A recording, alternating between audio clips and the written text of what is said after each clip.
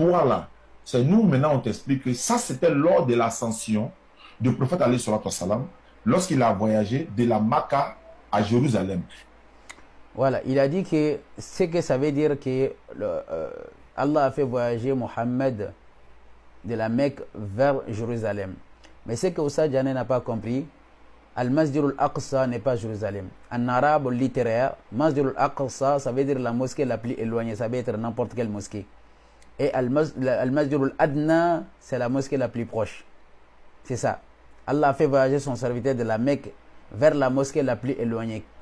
Où est la mosquée la plus éloignée? Ce sont des savants qui ont dit que c'est Jérusalem. Sinon, en réalité, il y a un historien qui s'appelle Abdullah ibn Omar al-Waqidi, dans son livre Kitab al-Tariq wal-Maghazi, dans son livre là-bas, il nous a dit que il y a un village, jusqu'à présent, à la Mecque là-bas, on appelle Jirana, et ce village-là, c'est la province, hein, un village de la province de la Mecque, quoi. Donc là-bas, il y avait deux sanctuaires là-bas qu'on appelle Al-Masjid al-Aqsa. On appelle aussi là-bas deux sanctuaires, Masjid al-Aqsa et Masjid al-Adna. Donc c'est à la Mecque même là-bas. C'est pas à Jérusalem. Donc le prophète a quitté Masjid al-Haram vers cette mosquée-là qui s'appelle Masjid al-Aqsa. Parce qu'il y avait deux mosquées, Masjid al-Aqsa et Masjid al-Adna. D'après l'historien musulman qui est né à Médine, qui s'appelle Abdullah ibn Omar al-Waqidi, dans son livre Kitab al-Tariq wal-Maghazi. إن أصدق الكلام كتاب الله وخير الحديث حديث محمد صلى الله عليه وسلم. Comme on a bien entendu, Oustaz Djane ainsi que Jeff. Oustaz Djane a parlé en s'appuyant sur des versets coraniques. Il fait allusion à la sourate An-Najm. Il s'appuie aussi sur des versets, des hadiths authentiques concernant ces sujets. Mais Jeff veut le réfuter, il veut le rectifier d'après lui. Mais ce qui est étonnant, Jeff veut réfuter Oustaz Djane, mais en utilisant une histoire, un livre d'histoire d'un historien. Et pour rappel, sachez que Jeff, c'est un coraniste. Il s'est dit coraniste, il s'est dit qu'il ne prend que le Coran, il ne prend pas hadith. Quelle que soit son authenticité, Jeff ne le prend pas. Donc, mais ici, ce qui est paradoxal, Jeff n'a pas envoyé un verset coranique. Il dit que c'est les savants qu'on dit que c'est Masjid al-Aqsa. Ok. Il n'a pas pu envoyer un verset coranique pour contredire, ni un hadith faible, d'ailleurs, même, ni un hadith authentique, même hadith faible d'ailleurs. Il a trouvé une histoire, un livre d'histoire qui n'atteint pas le degré, en réalité, qui n'atteint pas le degré d'un hadith faible. C'est ce que Jeff a trouvé. Mais quelle histoire, quel livre d'histoire, quel historien? Un historien musulman sunnite, d'ailleurs, qui est parmi les rapporteurs des hadiths. Il est cité parmi les rapporteurs des hadiths. Sauf que son hadith est faible parce qu'il ne remplit pas les conditions. Donc, les savants des hadiths ne prennent pas son hadith d'ailleurs. Il y a isnad, il y a une chaîne de transmission pourtant. Ici, Jeff, tout ce que Jeff rapporte dans ses lives ainsi que ses vidéos, sachez que Jeff, il s'en va prendre ça chez les ennemis de l'islam, parmi les athées arabes, les moustachriqoun, les orientalistes ou les historiens de ces pays-là, voilà, le pays qu'il soutient et qu'il soutient là. Voilà. Donc, il allait prendre des choses qu'il ne maîtrise même pas. Ici, sachez que Jeff ne maîtrise même pas le nom de l'auteur ni son livre. Il l'a dit, il s'appelle Abdullah ibn Omar al-Waqidi. Et c'est fou. Le savant s'appelle Muhammad ibn Omar al-Waqidi. C'est pas Abdullah. Abdullah, c'est sa kunya. C'est pas son nom. La kunya, et Imam Bukhari avait la kunya Abu Abdullah, Imam al-Malik et beaucoup de savants, beaucoup d'autres savants. Donc, le livre aussi, c'est pas Kitab al-Maghazi et Kitab al-Tariq wal-Maghazi, c'est al-Maghazi tout court, Kitab al-Maghazi tout court, il n'y a pas tarif dedans. Donc, ça veut dire, c'est ce qui montre clairement qu'il il connaît pas le livre, il n'a pas lu, c'est des choubahat, il prend. C'est des ambiguïtés, il s'en va prendre pour venir. Et ce qui est paradoxal, ce qui est étonnant de tout ça, quand ils s'élèvent, ces coranistes-là, ils disent que ils prennent pas parce que les hadiths, Imam al-Bukhari a rapporté les hadiths, Imam Bukhari est venu 200 ans après le prophète sallallahu alayhi wa sallam. Donc, au Xe siècle, au Xe siècle, et ils prennent pas. Alors que Imam al-Bukhari et Imam al-Waqidi, ils sont des contemporains. Imam al-Waqidi est décédé en 207. 207, ça veut dire que Imam al-Bukhari avait déjà commencé à étudier, il était déjà savant, il avait commencé d'ailleurs à écrire certains livres. Parce qu'il avait plus de 10 ans. Tu vois. Donc, Jeff, il a appris quand même ses paroles.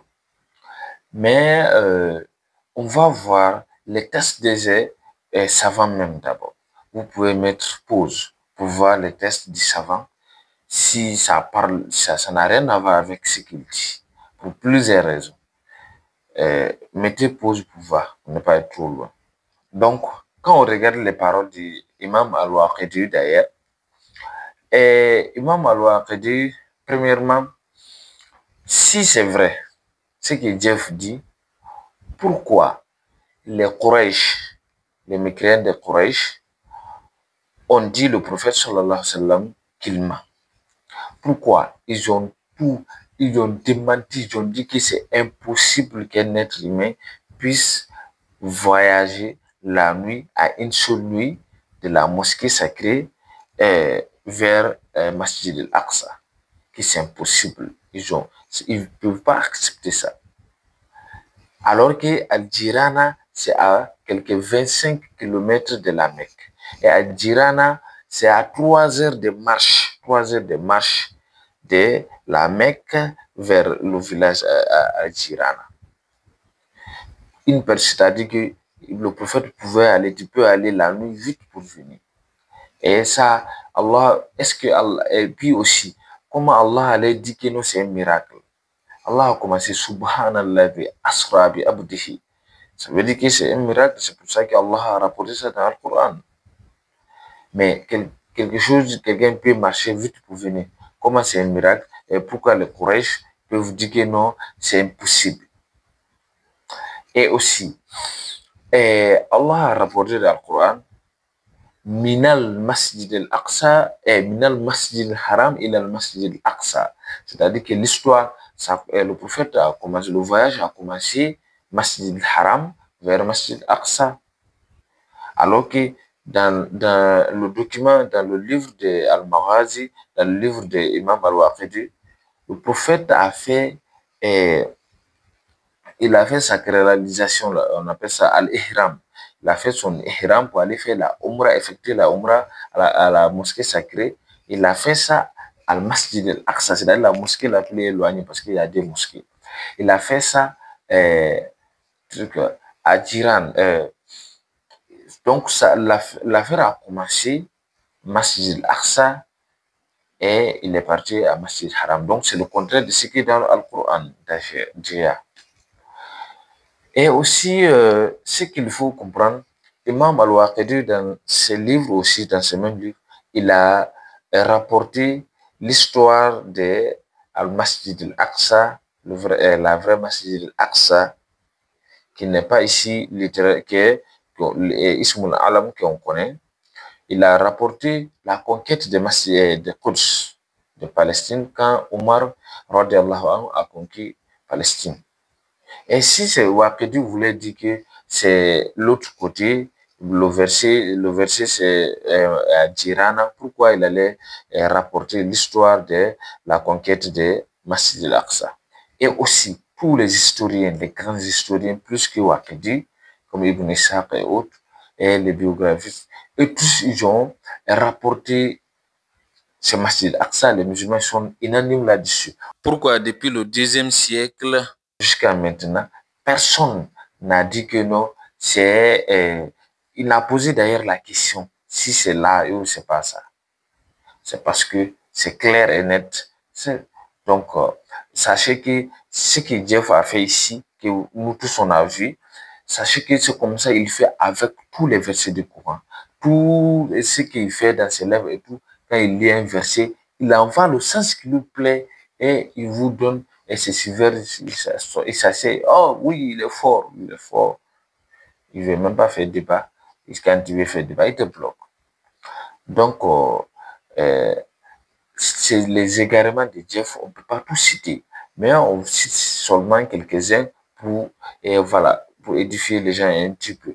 Donc, c'est voilà comment il a voulu corriger au stade Djané, d'après lui, il a voulu réfuter au stade Djané en prenant les histoires qui n'ont rien à voir avec et aussi les histoires qui n'atteignent même pas des hadiths faibles, alors que lui, il ne prend que le Coran. Mais donc, vous voyez que non, quand il dit prend que le Coran, il ment. Il va prendre, il va jouer, il ne fait que jouer avec la religion et il insulte même, il joue avec l'intelligence de ceux qui le suivent. C'est tout ce que Dieu fait.